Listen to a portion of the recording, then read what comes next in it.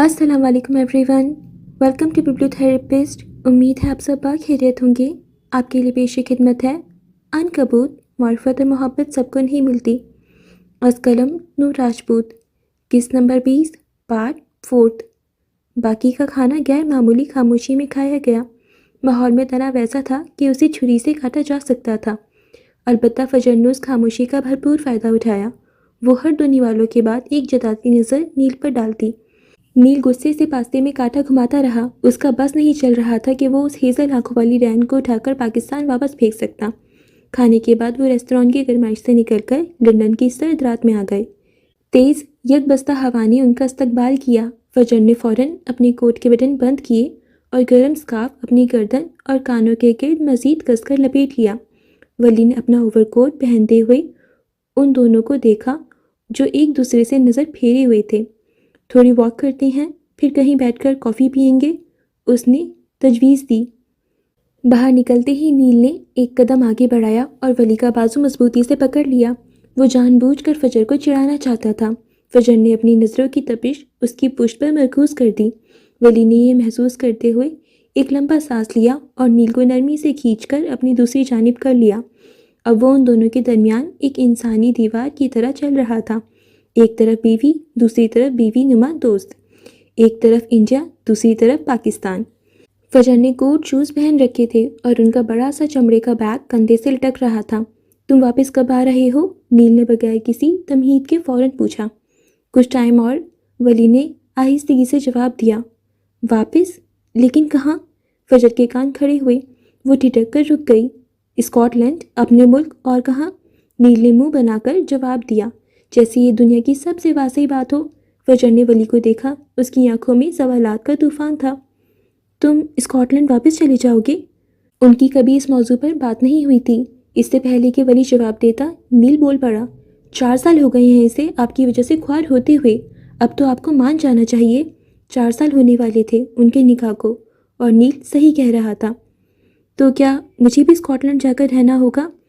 वो अब भी वली को देख रही थी। उसके लहजे में अजीब सी सर्द मोहरी थी कि वली को लगा वो किसी भी लम्हे बारूद की तरह फट सकती है। लड़कियां अपने ससुराल में ही अच्छी लगती हैं। नील ने एक फसादी सांस की तरह आग लगाई। वली ने एक कदम आगे बढ़ाया और फजर के करीब हुआ। मुझे पाकिस्तान पसंद आ गया है, मैं तुम्हारे साथ वहीं रह लूँगा। उसने बारूद पर सेफ्टी पिन लगा दी। फजर के चेहरे पर एकदम चमक लौट आई, जैसे सर्द रात में कहर छट गया हो। उसने गर्दन मोड़कर नील को एक फातिहाना नज़रों से देखा। अलबत्ता वो वली की बात पर बिदक उठा था। तुम यूं नहीं मुकर सकते विलियम। उसने आगे बढ़कर वली को बाजू से पकड़कर अपनी जानिब खींचा। तुमने वापस आने का वादा किया था। हम तुम्हारी राह तक रहे हैं। तुमने कहा था दुल्हन वापस लेकर आओगे। तुम्हें शर्म नहीं आएगी पाकिस्तान दामाद बनकर वहीं रहते हुए? वो उसे गैरत दिलाने की हर मुमकिन कोशिश कर रहा था। पाकिस्तान इतना भी बुरा नहीं है, तुम क्यों मजबूर कर रहे हो? फजर आगे बढ़ी। इंडिया और पाकिस्तान एक बार फिर बीच सड़क पर आमने सामने थे। नील ने बेयकीनी से वली को देखा। मुझे तुम्हारी मदद करनी ही नहीं चाहिए थी। तुम्हें उर्दू हिंदी नहीं सिखानी चाहिए थी। तुम एक नंबर के एहसान फरामोश हो। वो खफगी से कहता हुआ उनसे चंद कदम आगे निकल गया। वली को इस वक्त कुछ भी कहना फजूल लगा। वो फजर के जानिब मुड़ा ताकि वो आगे बढ़ सके। फजर ने कंधे उचकाए और आगे बढ़ गई। कुछ देर मजीद चलने के बाद उसे अपने पैर हील्स में टूटते हुए महसूस हुए। वो रुक गई। मैं मज़ीद नहीं चल सकती, मुझे जूते तब्दील करने हैं। वो फुटपाथ के करीब रखे एक संगी बेंच पर बैठ गई। वली और नील भी रुक गए। नील अब भी मुँह ही मुँह में बड़बड़ा रहा था। फजर ने अपने कोट शूज़ उतारे और अपने बड़े से बैग से स्नीकर्स निकाले जो उसने एहतियातन रख लिए थे। वो दोनों खामोश खड़े थे। तुम बिल्कुल बदल गए हो विलियम। तुम वो आदमी नहीं हो जो मेरा दोस्त हुआ करता था। नीला शिकवा कर रहा था। फजर ने झुककर स्नीकर्स पहना और अब वो उसके तस्मे बांधने की कोशिश कर रही थी। स्कार्फ और कोट की वजह से उसे झुकने में मुश्किल हुई। ठहरो, मैं कर देता हूँ। वली उसके सामने एक घुटने पर बैठ गया। नील की आंखें हैरत से फैल गईं। फजर ने एक लम्हे के लिए सर उठाया। नील को एक ऐसी नज़र से देखा जिसमें शरारत, जीत और खालिद जलाने का अंसर था, और फिर वापस वली को देखने लगी जो उसके स्नीकर्स के तस्मे बांध रहा था। स्नीकर्स पहनने के बाद वो उठ खड़ी हुई। आह, सुकून मिल गया। फिर उसने कदरे मासूमियत से वली की तरफ देखा। میں یہ بیگ اٹھا کر تھک گئی ہوں، کیا تم یہ پکڑ لو گے؟ ولی نے اپنی مسکراہٹ ضبط کرتے ہوئے اس کا بھاری بیگ پکڑ لیا۔ اب وہ ان کے آگے چل رہی تھی۔ آرام دہ سنیکرز پہنتے ہی اس کی چال میں نئی توانائی آ گئی تھی۔ وہ دونوں پیچھے رہ گئے تھے۔ ولی نے اس کا بیگ ویسے ہی پکڑ رکھا تھا جیسے کوئی شاپنگ بیگ پکڑے ہو۔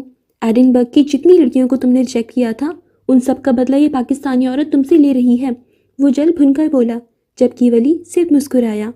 تم ولیم جوزف ہو ہی نہیں سکتے، میں مانتا ہی نہیں، تم اتنے کیسے بدل سکتے ہو؟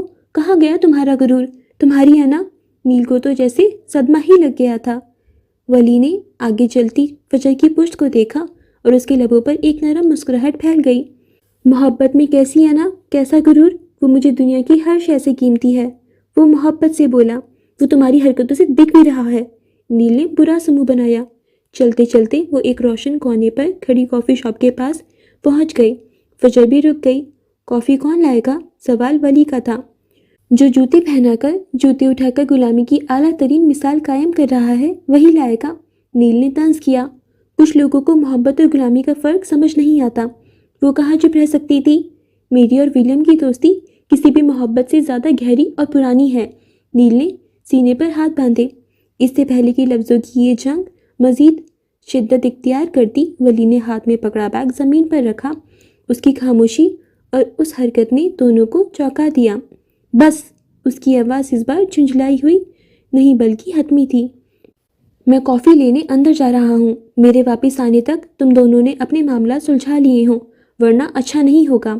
اس نے دونوں کو سخت نظر سے گھورا۔ ایک دوسرے کو برداشت کرو یا نظر انداز کرو، مجھے فرق نہیں پڑتا، لیکن میری موجودگی میں یہ چوچ لڑانا بند ہو جانا چاہیے۔ یہ کہہ کر وہ مڑا اور کافی شاپ کے اندر چلا گیا۔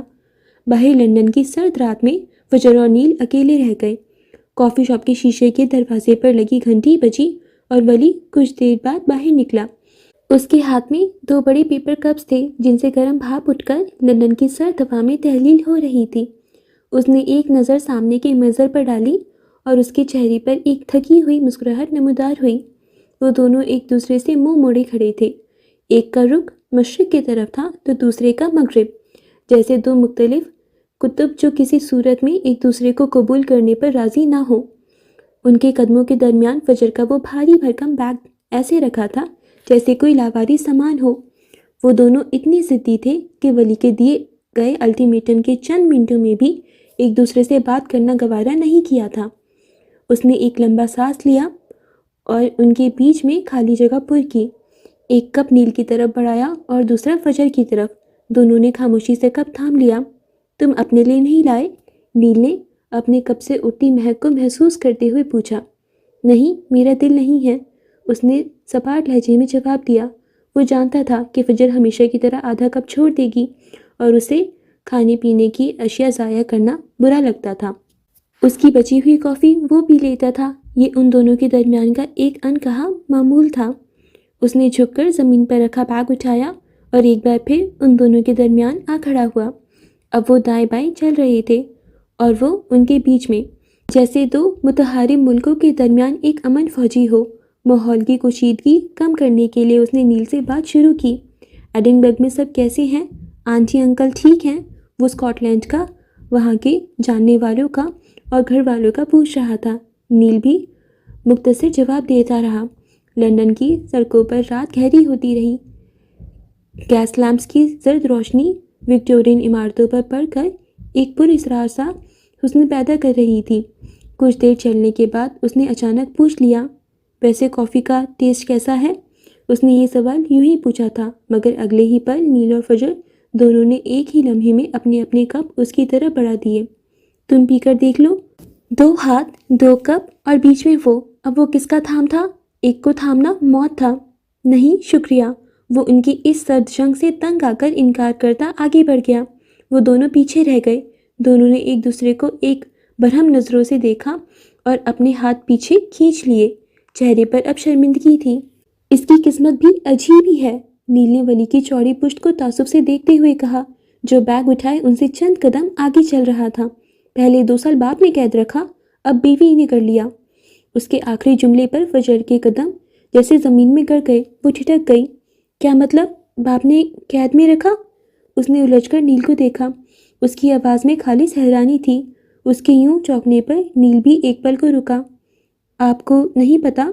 وہ واقعی حیران تھا۔ کیا ولیم نے ابھی تک اسے یہ سب نہیں بتایا؟ کیا نہیں پتا مجھے؟ فجر کی الجھن بڑھ رہی تھی۔ اس کا دل کسی اندیکھے خوف سے دھڑکنے لگا تھا۔ نیل نے اسے غور سے دیکھا، اس کے چہرے پر لکھی بے خبری کو پڑھا۔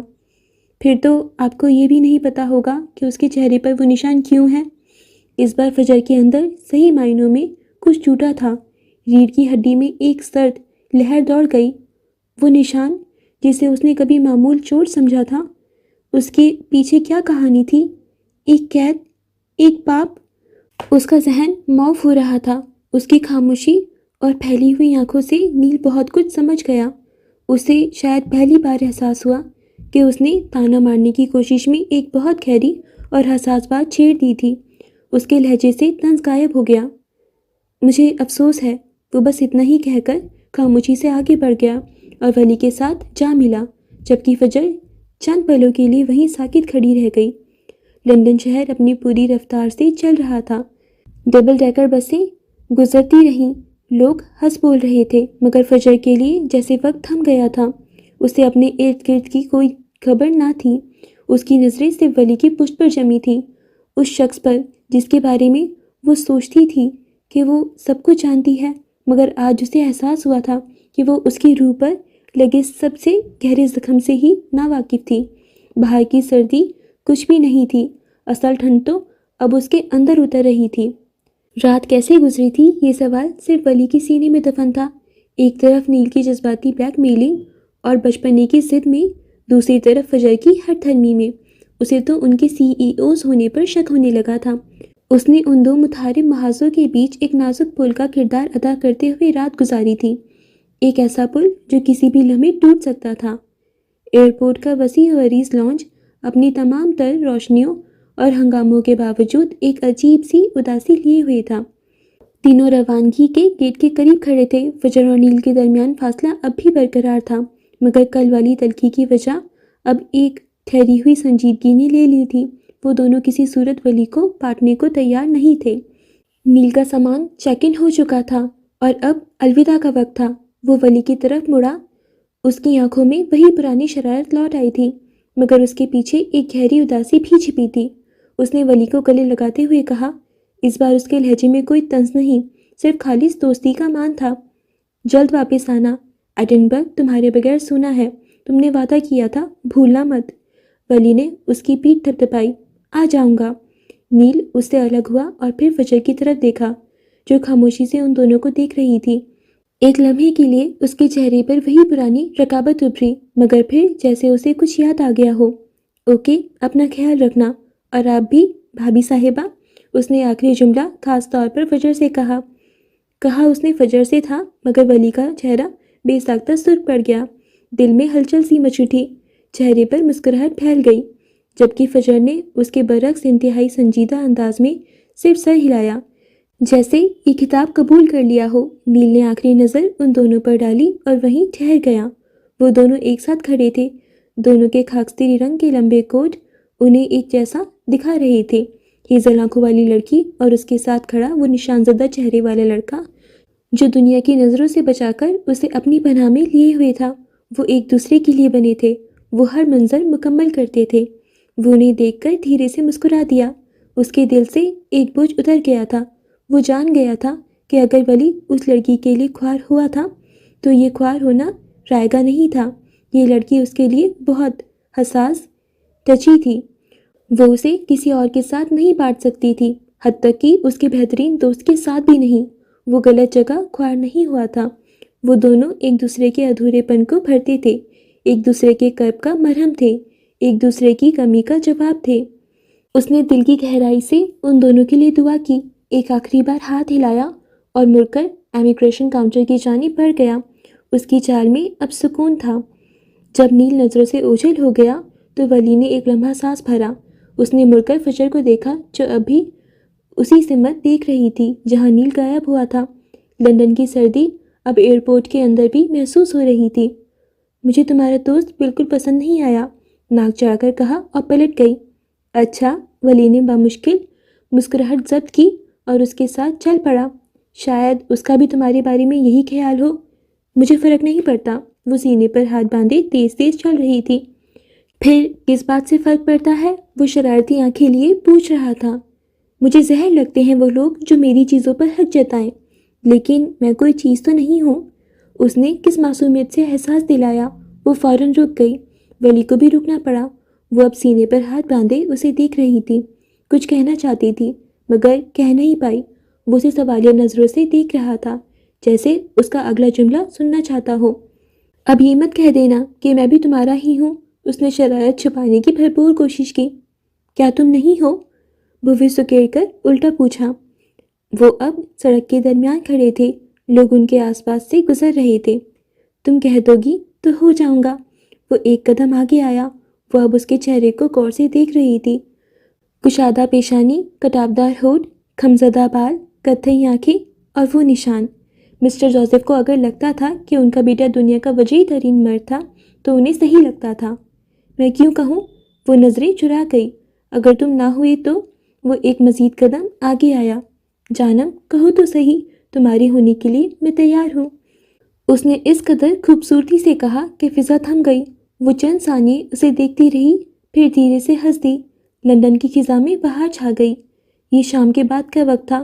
اسکاٹ لینڈ کا علاقہ جہاں تاریخ اور جرم کی داستانیں ایک دوسرے میں گندھی ہوئی تھیں، رات کے سائے میں ڈوب رہا تھا۔ وائٹ چیپل کی ایک گلی جو اپنی پتھریلی زمین اور گیس لیمپ کی یاد دلانے والی مدھم روشنیوں کی وجہ سے مشہور تھی، ایک آسیب زدہ خاموشی اوڑھے ہوئی تھی۔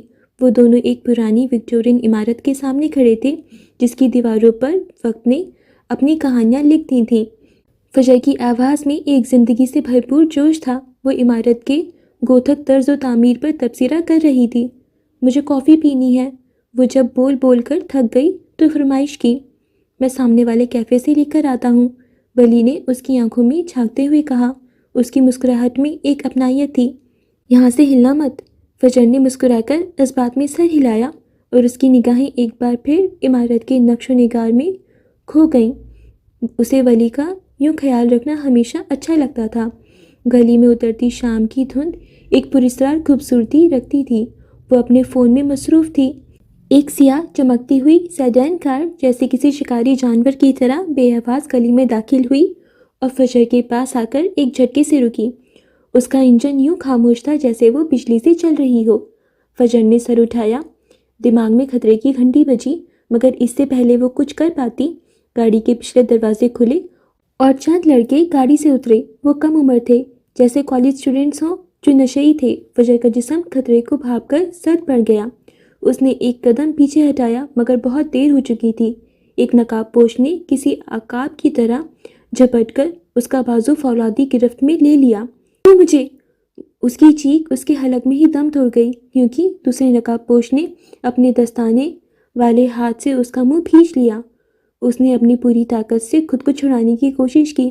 اس کے ناخن حملہ آور کے بازو پر لگے، مگر ان کی گرفت میں کوئی لرزش نہ آئی۔ اس نے اپنے نوکیلے ہیل والے جوتے سے ایک کی پنڈلی پر وار کیا جس سے وہ کراہا، مگر اگلے ہی لمحے انہوں نے اسے اٹھا کر گاڑی میں پچھلی نشست پر پھینک دیا۔ دروازہ بند ہونے کی آواز ایک دھماکے کی طرح گونجی اور گاڑی اندھیرے میں گم ہو گئی۔ گاڑی کے اندر فجر کی بقا کی جنگ اپنے عروج پر تھی۔ تنگ جگہ، سگریٹ اور سستی شراب کی ملی جلی بدبو اس کا دم گھوٹ رہی تھی۔ وہ کسی زخمی شیرنی کی طرح لڑ رہی تھی۔ اس نے اپنی کوہنی ایک نقاب پوش کی پیٹھ میں ماری، اپنے ناخنوں سے دوسرے کا چہرہ نوچنے کی کوشش کی، اور جب اس نے اس کے بال پکڑ کر اسے قابو کرنا چاہا تو اس نے پوری قوت سے اس کے ہاتھ پر کاٹ لیا۔ گاڑی کی رفتار زیادہ نہیں تھی، وہ بس آس پاس مختلف گلیوں میں گھوم رہی تھی۔ چھوڑو مجھے! اس کی آواز میں خوف پر غصہ غالب تھا، مگر ان کے چہرے پر کوئی تاثر نہیں تھا سوائے ایک شیطانی خوشی کے۔ ایک نے اس کا سر پکڑ کر سیٹ کی کھڑکی سے دے مارا۔ شیشے سے ٹکرانے کی آواز کے ساتھ ہی اس کی آنکھوں کے سامنے تارے ناچ گئے۔ اس سے پہلے کہ وہ سنبھل پاتی، دوسرے نے اپنی پستول کی بھاری بٹ نکالی اور اس کی کن پٹی پہ پوری قوت سے وار کیا۔ ایک گہری سکننگ آواز ابھری، اس کے منہ سے ایک کربناک آہ نکلی اور آنکھوں کے سامنے گہرا اندھیرا چھا گیا۔ اس کی پیشانی سے گرم خون کی ایک لکیر بہہ کر اس کی آنکھ میں داخل ہو گئی، جس سے اس کی بینائی مزید دھندلا گئی۔ اس کی مزاحمت اب کمزور پڑ رہی تھی، ہاتھ پاؤں ڈھیلے پڑنے لگے، مگر حوصلہ ابھی زندہ تھا۔ وہ آنکھیں کھولنا چاہتی تھی مگر نہیں کھل پائیں۔ ولی کیفے سے کافی لے کر مڑا ہی تھا کہ اسے اپنی پشت پر ایک غیر معمولی سکوت کا احساس ہوا، وہ سکوت جو کسی طوفان سے پہلے آتا ہے۔ ٹائروں کی ایک تیز چڑچڑاہٹ کی آواز نے اس کا دل حلق میں پہنچا دیا۔ اس نے پلٹ کر دیکھا، جس جگہ فجر کھڑی تھی وہاں اب صرف ہوا تھی۔ ایک سیاہ کار تیز رفتاری سے گلی کے کونے سے مڑ رہی تھی۔ وہاں کھڑے چند لوگ خوفزدہ تھے، ان میں سے ایک دو پولیس کو فون ملا رہے تھے۔ فجر! کافی کے کپ اس کے ہاتھ سے گر کر زمین پر بکھر گئے اور وہ سرپٹ کار کے پیچھے بھاگا۔ اس کے قدموں میں جنونی تیزی تھی، اس کے پھیپھڑے جل رہے تھے، مگر اسے صرف وہ کار نظر آ رہی تھی۔ اس نے کانپتے ہاتھوں سے فون نکالا، اب وہ پولیس کو فون کر رہا تھا۔ اس کی سانسیں ٹوٹی ہوئی تھیں، اس کی آواز لڑکھڑا رہی تھی، مگر وہ گاڑی کا ماڈل، رنگ اور وائٹ چیپل کی گلی کا پتہ بتا رہا تھا۔ کار تنگ گلیوں کے بھنور میں غائب ہو رہی تھی اور ولی کی امید ہر قدم پر دم توڑ رہی تھی۔ پھر اچانک کار ایک سنسان موڑ پر رکی، ولی کے قدم وہیں جم گئے۔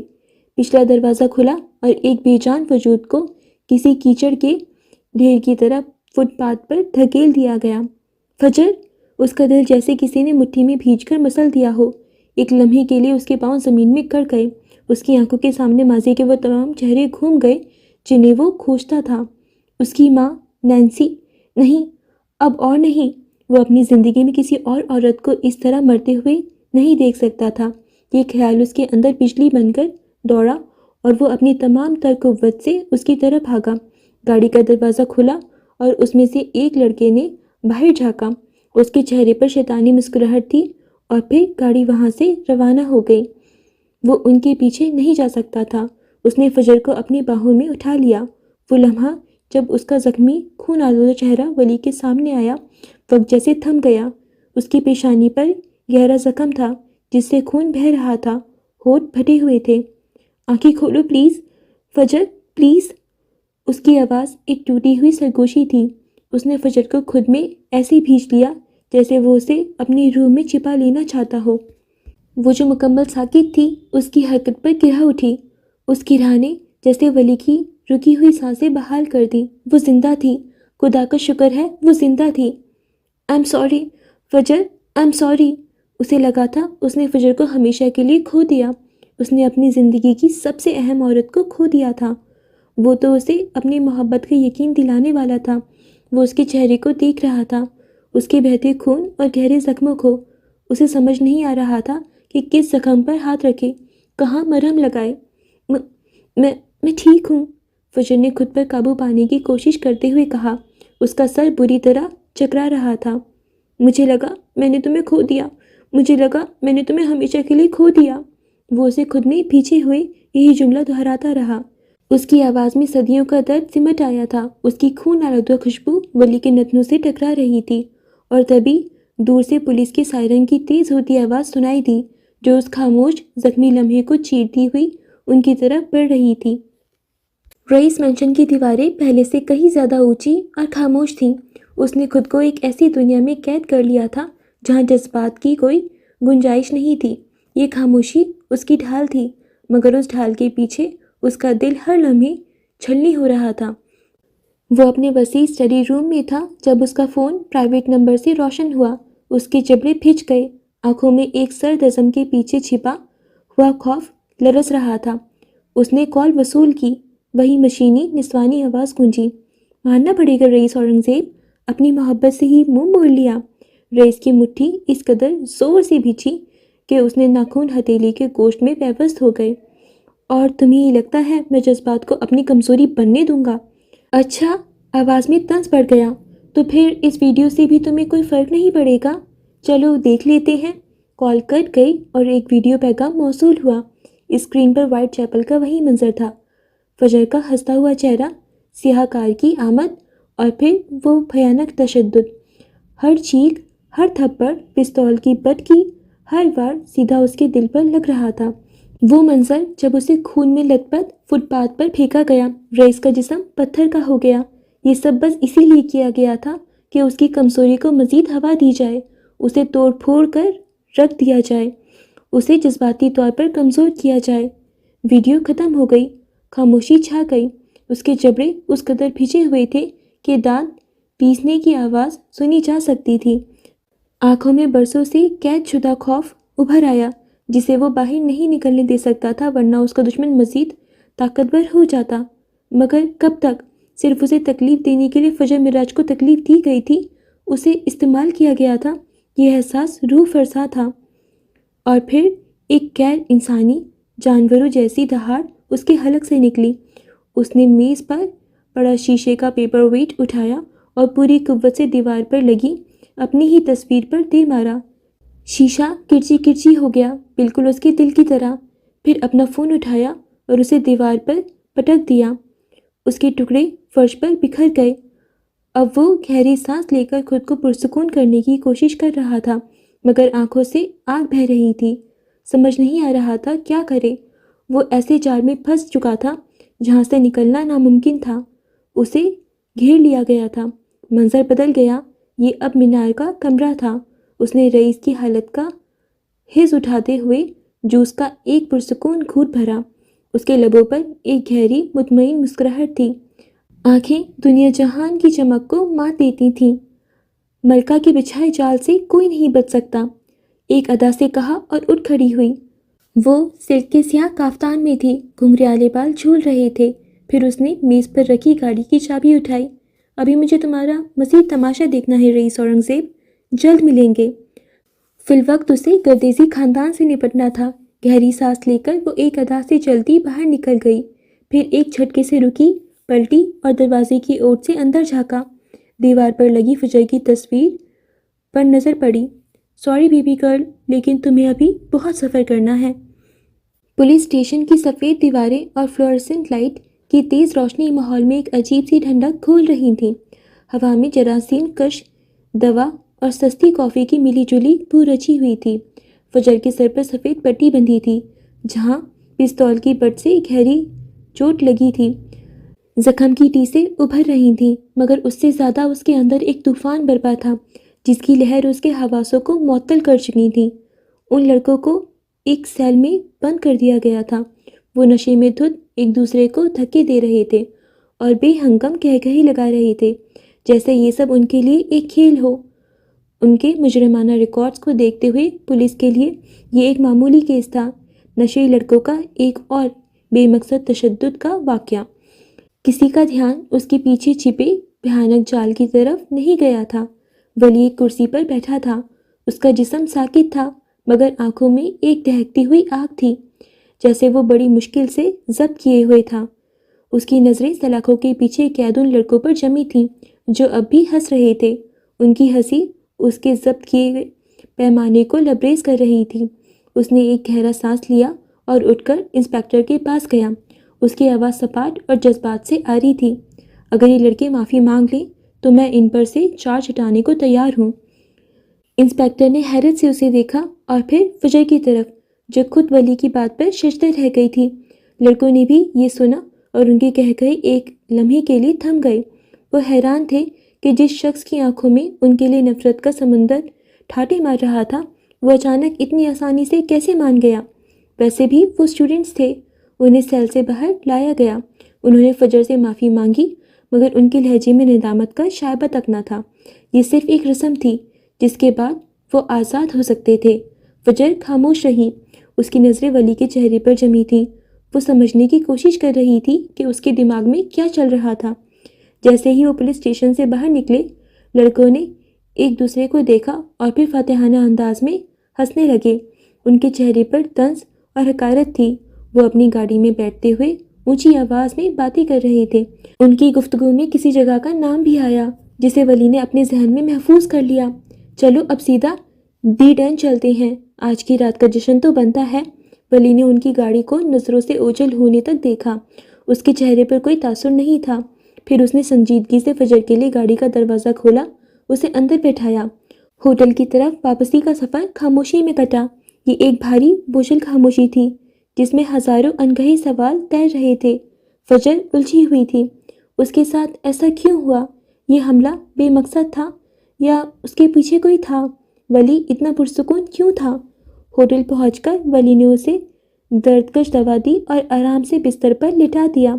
کوئی خاص بات نہیں کی، بس اس کی ضرورت کی ہر چیز کا خیال رکھا اور پھر کمرے سے باہر نکل گیا۔ فجر لیٹی رہی، آنکھیں بند کیے، مگر ذہن جاگ رہا تھا۔ جانے کتنی دیر گزری ہوگی کہ دروازے پر ہلکی سی دستک ہوئی۔ وہ اندر داخل ہوا۔ فجر نے بامشکل سر اٹھا کر اسے دیکھا۔ وہ مجھے اپنے کمرے میں اکیلے ڈر لگ رہا ہے، کیا میں کچھ دیر یہاں رک سکتا ہوں؟ وہ اب بالکل نارمل نظر آ رہا تھا۔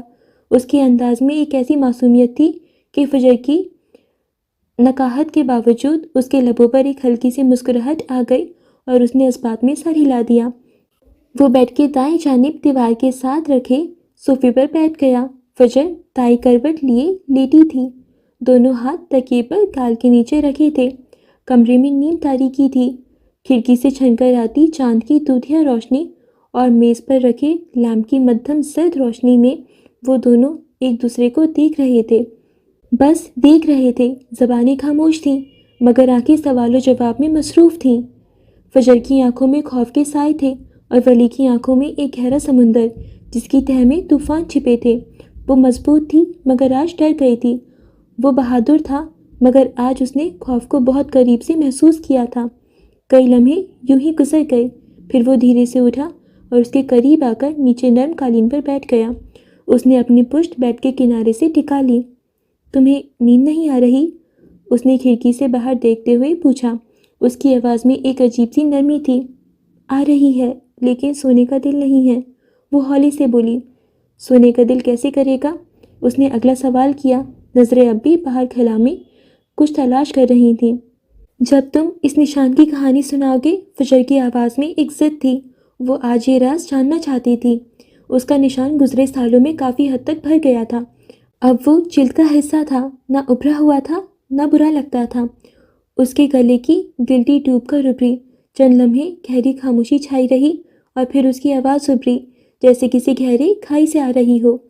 ڈیڈ کو مسلمانوں سے نفرت ہے۔ اس نے کہانی شروع کی۔ فجر کی تمام تر توجہ اب اس کی آواز پر تھی۔ وہ اسے دیکھ رہی تھی، اسے سن رہی تھی۔ وہ نہیں چاہتے تھے کہ ہم بہن بھائی کبھی کسی مسلمان سے ملیں یا ہم میں سے کوئی کسی مسلمان سے شادی کرے۔ مسلمان ہونا تو دور کی بات ہے۔ اس کی آواز میں برسوں کا درد تھا۔ وہ ان کے نکاح کے بعد کی کہانی سنا رہا تھا۔ ہر لفظ کے ساتھ فجر کی پلکیں بھاری ہو رہی تھیں۔ درد کش دوا اپنا اثر دکھا رہی تھی اور دن بھر کا ذہنی اور جسمانی تھکاوٹ اس پر غالب آ رہی تھی۔ مجھے یہ نشان اس لیے دیا گیا کہ مجھے کوئی اس کے ساتھ قبول نہ کرے، خاص طور پر تم۔ اس نے اپنی بات مکمل کر کے رخ موڑا تاکہ فجر کے تاثرات دیکھ سکے، اور وہ ساکت رہ گیا۔ وہ سو چکی تھی۔ اس کی سانسیں ایک منظم ترتیب سے چل رہی تھیں اور اس کے معصوم چہرے پر سکون تھا۔ اس کے سنجیدہ چہرے پر ایک دھیمی سی اداس مسکراہٹ ابھری۔ وہ جانے کتنی دیر اسے دیکھتا رہا، پھر وہ آہستگی سے اٹھ کھڑا ہوا، اس پر کمبل درست کیا اور کمرے کی دھیمی روشنی کو ویسے ہی چھوڑ کر باہر نکل گیا۔ اس نے باہر سے دروازہ لاک کیا اور اپنے کمرے کے جانب بڑھ گیا۔ اس کی چال میں اب ایک نیا عزم تھا۔ رات ابھی باقی تھی اور اسے دی ڈین نامی جگہ کا حساب چکانا تھا۔ اس کے اندر کا لاوا پھٹنے کو تیار تھا۔ کچھ دیر بعد جب وہ اپنے کمرے سے باہر نکلا تو وہ ولی نہیں تھا جو عام سا نظر آتا تھا۔ وہ رات کا ایک سایہ تھا، انتقام کی آگ میں لپٹا ہوا ایک وجود۔ اس نے سیاہ چمڑی کی جیکٹ پہنی تھی، سر پر سیاہ کیپ اس طرح کھینچ لی تھی کہ اس کا چہرہ چھپنے لگے۔ چہرے پر چڑھا سیاہ ماسک اس کی شناخت کو مکمل طور پر نکل چکا تھا۔ وہ پارکنگ میں کھڑی گاڑی تک آیا۔ قدموں میں کوئی لڑکھڑاہٹ نہیں تھی، صرف ایک ٹھوس بے رحم ارادہ تھا۔ گاڑی سٹارٹ کرنے سے پہلے اس نے چند لمحے اسٹیئرنگ وہیل پر ہاتھ رکھے۔ اس کی آنکھیں بند تھیں مگر ذہن میں فجر کا خون آلودہ چہرہ اور ان لڑکوں کے تمسخر اڑاتے قہقہے گونج رہے تھے۔ پھر گاڑی شہر کی سنسان سڑکوں پر دوڑنے لگی۔ وہ جان بوجھ کر ان گلیوں سے گزرا جہاں کوئی نہیں تھا، جیسے وہ خود کو آنے والے طوفان کے لیے تیار کر رہا ہو۔ ایک پرانی زنگ آلودہ مارکیٹ کے پاس پہنچ کر وہ رکا۔ وہاں ایک دکان تھی جو رات گئے تک کھلی رہتی تھی، جہاں تعمیرانہ سامان ملتا تھا۔ اس نے دکاندار کو پیسے دیے اور بنا کچھ کہے ایک ٹھوس وزنی لوہے کی سلاخ اٹھا لی۔ اس سلاخ کی ٹھنڈک اس کے دستانے پہنے ہاتھوں میں اترتی محسوس ہوئی، جیسے یہ اس کے ارادوں کی توسیع ہو۔ وہاں سے نکل کر وہ مزید آدھا گھنٹہ سڑکوں پر گھومتا رہا، جب تک اسے D10 کا دھندلا سا نیون سائن نظر نہیں آیا۔ یہ جگہ شہر کے ایک فراموش شدہ صنعتی علاقے میں تھی، جہاں قانون کی حکمرانی ختم ہو جاتی تھی۔ یہ جرائم پیشہ افراد کا اڈہ تھا، ایک ایسی جگہ جہاں رات کی تاریکی میں گناہ پروان چڑھتے تھے۔ اس نے گاڑی کچھ فاصلے پر ایک اندھیری گلی میں روکی، انجن بند کیا اور رات کی خاموشی کو خود پر طاری ہونے دیا۔ اس نے کیپ کو مزید نیچے کھینچا، ماسک درست کیا اور اپنے بھاری کامبیٹ جوتوں کے تسمے کسے۔ پھر اس نے ساتھ والی سیٹ سے وہ لوہے کی سلاخ اٹھا لی۔ گاڑی کا دروازہ تقریباً بے آواز کھلا اور وہ باہر نکلا۔ اب وہ مضبوط قدم دھرتا اندر بڑھ رہا تھا۔ اس کے بوٹوں کی آہٹ بجری پر ایک مانوس تھاپ کی طرح گونج رہی تھی۔ D10 کے دروازے پر کوئی گارڈ نہیں تھا، یہاں آنے والے خود اپنی حفاظت کے ذمہ دار تھے۔ اس نے زنگ آلودہ دروازے کو دھکا دیا اور اندر داخل ہو گیا۔ اندر کا منظر باہر سے بھی زیادہ غلیظ تھا۔ ہوا میں سگریٹ، شراب اور انسانی پسینے کی بو کا ایک ناقابل برداشت امتزاج تھا۔ ایک کونے میں کچھ لوگ تاش کھیل رہے تھے، جبکہ ایک ٹوٹی ہوئی میز پر دو لڑکے بیٹھے تھے جو نشے میں تقریباً ڈوب چکے تھے۔ ان کی آنکھیں سرخ تھیں اور چہرے پر احمقانہ مسکراہٹ تھی۔ ان میں سے ایک وہی تھا جس نے فجر کو گاڑی سے باہر پھینکنے کے بعد کھڑے ہو کر اسے دیکھا تھا۔ اس کی آنکھوں میں وہی شیطانی چمک تھی۔ ولی سائے کی طرح ان کی میز پر آ کھڑا ہوا۔ اس کی آمد اتنی اچانک اور خاموش تھی کہ ایک لمحے کے لیے انہیں محسوس ہی نہیں ہوا۔ پھر ایک لڑکے کی نظر اس پر پڑی۔ اس کی نشے میں دھت آنکھیں پہلے حیرت سے پھیلی، جان لیوا خوف نے جگہ بنا لی۔ کون؟ اوہ تم؟ اس کی زبان لڑکھڑائی۔ اس نے جواب نہیں دیا۔ آنکھوں میں کوئی جذبہ نہیں تھا، نہ غصہ نہ نفرت، صرف ایک برفانی سرد مہری۔ اس نے ایک قدم آگے بڑھایا اور لوہے کی سلاخ ہوا میں بلند کی۔ پہلا وار ہوا میں اس کے ساتھ ہی اس کے دل دہلا دینے والی چیخ گونجی۔ سلاخ سیدھا اس لڑکے کے دائیں ہاتھ پر پڑی تھی۔ ہڈی ٹوٹنے کی کرخت آواز نے باقی مان شور کو چیر دیا۔ وہ کرسی سے گر کر فرش پر تڑپنے لگا۔ اس کا چہرہ درد سے مسک ہو چکا تھا۔ دوسرا لڑکا حواس باختہ ہو کر اٹھنے کی کوشش کر رہا تھا کہ اس کا دوسرا وار اس کے بائیں ہاتھ پر پڑا۔ اس کی چیخ حلق میں ہی گھٹ گئی۔ ولی کی حرکت میں ایک مشینی درندگی تھی، نہ کوئی اضافی حرکت، نہ کوئی ضائع شدہ لمحہ۔ وہ دونوں اب فرش پر پڑے تھے، اپنے ٹوٹے ہوئے بازو کو سمیٹتے ہوئے درد سے بلبلا رہے تھے۔ وہ خود کو بچانے کی کوشش کر رہے تھے، گھسیٹ کر دور جانا چاہتے تھے، مگر بے سود۔ ولی ان کے اوپر ایک قہر بن کر کھڑا تھا۔ اس نے پے در پہ کئی وار کر کے ان دونوں کے صرف ہاتھ توڑے، کہیں اور نہیں مارا۔ ایک کونے میں بیٹھے وہ تاش کھیلتے لڑکے بھاگ گئے تھے۔ پھر اس نے جھک کر اس لڑکے کے بازو کو اپنی آہنگی گرفت میں لیا۔ اس کی آنکھوں میں اب دہشت ناچ رہی تھی۔ اپنی میڈم کو میرا پیغام دو۔ اس کی آواز ابھری، مگر یہ وہ آواز نہیں تھی جو فجر سنتی تھی۔ یہ گہری، کھردری اور ایک واضح اسکاٹش لہجے میں تھی۔ اسے میرا ہی پیغام دو کہ میں اس کی شہ رگ تک پہنچ کر رہوں گا۔ یہ کہہ کر اس نے اس کا سر فرش پر پٹک دیا اور سیدھا کھڑا ہو گیا۔ ایک نظر فرش پر تڑپتے ہوئے ان نشیوں پر ڈالی اور پھر جس خاموشی سے آیا تھا اسی خاموشی سے پلٹ گیا۔ اس نے پیچھے مڑ کر نہیں دیکھا۔ اس کے بوٹوں کی آواز آہستہ آہستہ دور ہوتی گئی اور پھر رات کی خاموشی میں گم ہو گئی۔ D10 میں اب صرف دو انسانوں کے کہرانے کی آوازیں تھیں اور ہوا میں ایک پیغام گونج رہا تھا، ایک ایسا پیغام جو خون اور ٹوٹی ہوئی ہڈیوں سے لکھا گیا تھا۔ جب وہ واپس فجر کے کمرے میں داخل ہوا تو رات کا آخری پہر تھا۔ اس نے جیکٹ، کیپ اور ماسک اتار کر اپنی پرانی شناخت دوبارہ اوڑھ لی تھی، مگر اس کے اندر کا طوفان ابھی تھما نہیں تھا۔ اس نے دروازہ آہستگی سے کھولا، یہ سوچ کر کہ وہ اب تک سو رہی ہوگی، مگر وہ کمرے کے عین بیچ میں کھڑی تھی، ہاتھ میں فون پکڑے۔ اس کی مدھم روشنی اس کے چہرے پر پڑ رہی تھی، جس پر تفکر کے سائے تھے۔ دروازہ کھلنے کی آہٹ پر اس نے سر اٹھایا۔ تم کہاں گئے تھے؟ وہ آگے بڑھی، آواز میں بے چینی صاف ظاہر تھی۔ کچھ نہیں، بس تازہ ہوا کھانے گیا تھا، اس نے دروازہ بند کرتے ہوئے نرمی سے کہا۔ آواز میں وہی اپنائیت تھی۔ وہ فجر کی جانب بڑھا، فجر نے حیرت سے اسے دیکھا۔ اس کی آنکھیں ولی کے چہرے پر اس کے لباس اور اس کی چال کا جائزہ لے رہی تھیں۔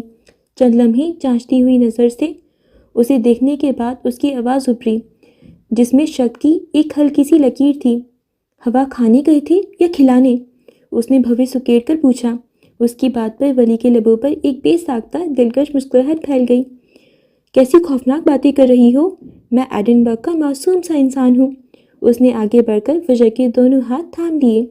اس کی گرفت مضبوط مگر نرم تھی۔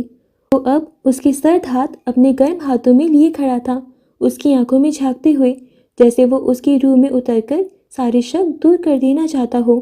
اس معصوم انسان پر مجھے شک کیوں ہو رہا ہے؟ فجر نے بھی اسی کے انداز میں جواب دیا۔ اتنا شک نہیں کرتے بیگم صاحبہ، صحت کے لیے اچھا نہیں ہوتا، اس نے دلکشی سے کہا۔ پھر عام سے انداز میں فجر کا ایک ہاتھ چھوڑا اور دوسرا ہاتھ اوپر اٹھا کر اس کے سر سے گزارتے ہوئے اسے ہلکا سا گھمایا۔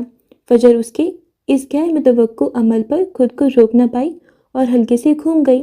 اس کے چہرے پر حیرت اور مسکراہٹ کا امتزاج تھا۔